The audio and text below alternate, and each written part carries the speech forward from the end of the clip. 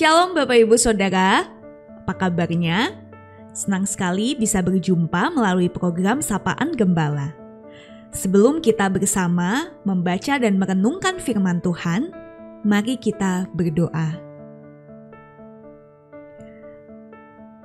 Tuhan, inilah kami datang ke hadirat-Mu, merendahkan diri dan hati kami untuk disapa oleh kebenaran firman-Mu.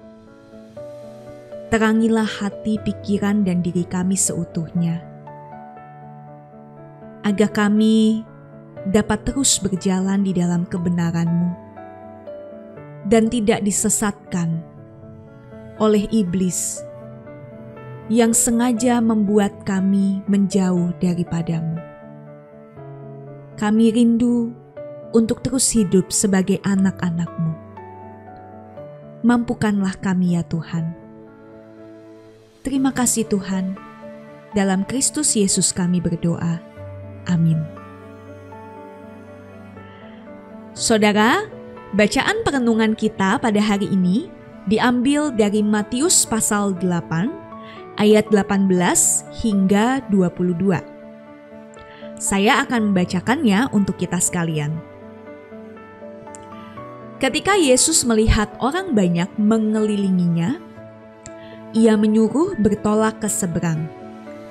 Lalu datanglah seorang ahli Taurat dan berkata kepadanya, "Guru, aku akan mengikut engkau, kemana saja engkau pergi." Yesus berkata kepadanya, "Serigala mempunyai liang, dan burung mempunyai sarang, tetapi Anak Manusia tidak mempunyai tempat untuk meletakkan kepalanya."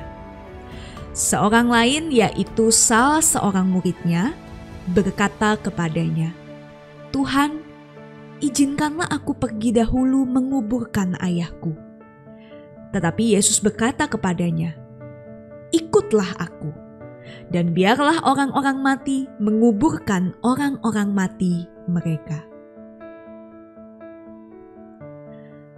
Saudara, bacaan Alkitab pada hari ini mengajarkan kita tentang bagaimana seharusnya kita bersikap sebagai pengikut Kristus.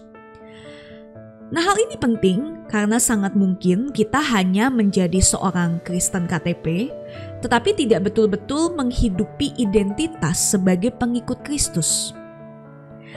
Karena itu mari bersama kita perhatikan kembali bacaan pada hari ini. Saudara, jika kita membaca mulai dari ayat 18 hingga 19, di sana tertulis bahwa ada seorang ahli Taurat yang mengatakan kepada Yesus bahwa dia ingin mengikut Yesus kemanapun Yesus pergi. Dan apa reaksi Yesus? Yesus tidak langsung menerima permohonan ahli Taurat itu. Tetapi Yesus justru memberitahu apa resiko yang harus ditanggung ketika mengikut Dia. Itulah mengapa Yesus mengatakan di ayat 20, "Serigala mempunyai liang dan burung mempunyai sarang, tetapi Anak Manusia tidak mempunyai tempat untuk meletakkan kepalanya." Apa maksud dari ayat ini?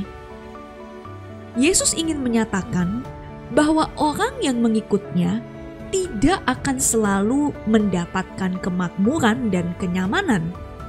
Tetapi sebaliknya, sangat mungkin orang-orang yang mengikut Kristus akan diperhadapkan dengan berbagai pergumulan dan bahkan penolakan. Saudara, orang yang mengikut Kristus dengan sungguh-sungguh pasti akan ditolak oleh dunia. Karena gaya hidup pengikut Kristus itu bertolak belakang, bahkan bertentangan dengan apa yang seringkali dunia ini ajarkan. Dan oleh karena itu, setiap orang yang mengikut Dia harus siap menghadapi hal ini.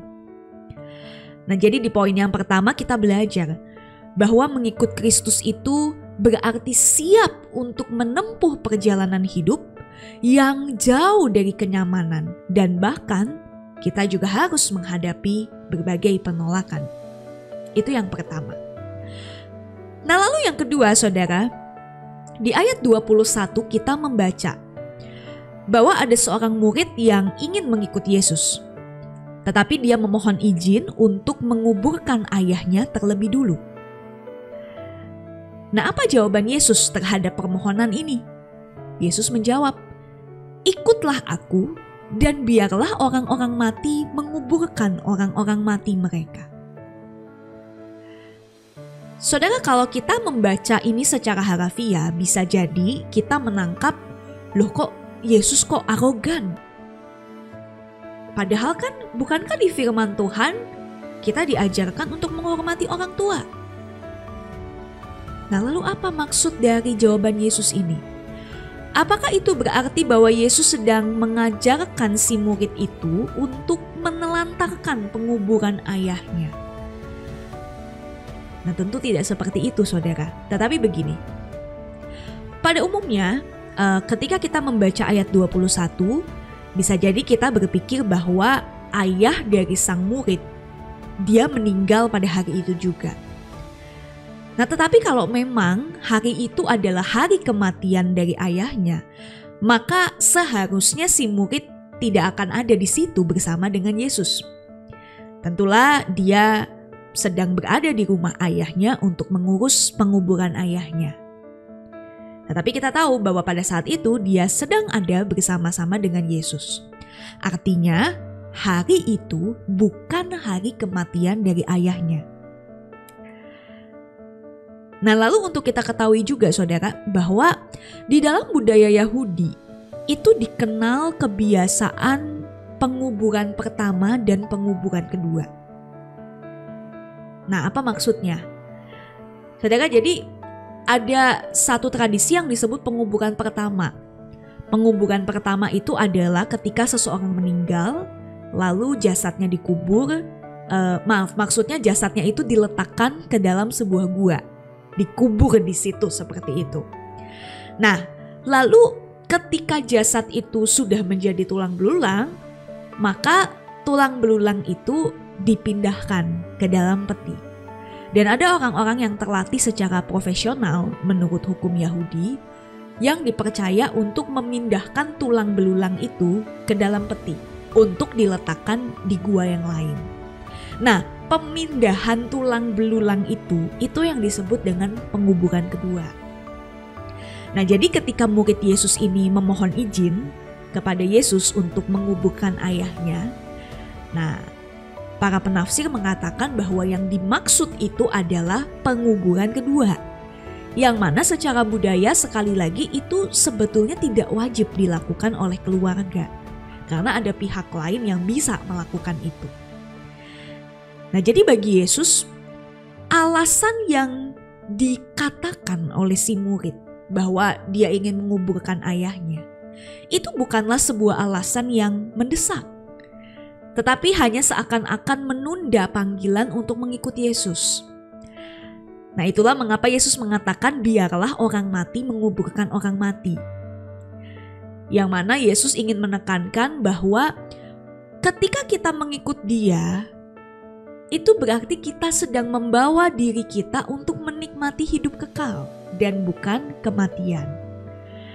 Nah, itulah mengapa Yesus memberi istilah orang yang menolak atau menunda tawaran untuk mengikut Dia itu sama halnya seperti orang yang mati. Karena itu berarti menolak keselamatan yang diberikan oleh Yesus. Nah, jadi di sini kita belajar, saudara, bahwa mengikut Yesus itu selayaknya kita pandang sebagai hal yang penting di dalam hidup kita. Karena di sanalah kita diundang untuk menerima hidup kekal. Sehingga kalau boleh disimpulkan, saudara, hari ini kita mau belajar. Yang pertama, hidup mengikut Yesus itu memang tidak selalu memperhadapkan kita dengan kenyamanan dan kemudahan. Tetapi hidup mengikut Yesus akan membuat kita menerima anugerah hidup kekal, sukacita, damai sejahtera yang tidak akan dapat digantikan dengan apapun. Saudara, selamat mengikuti Yesus dengan setia. Kiranya Tuhan memberkati kita. Mari kita berdoa.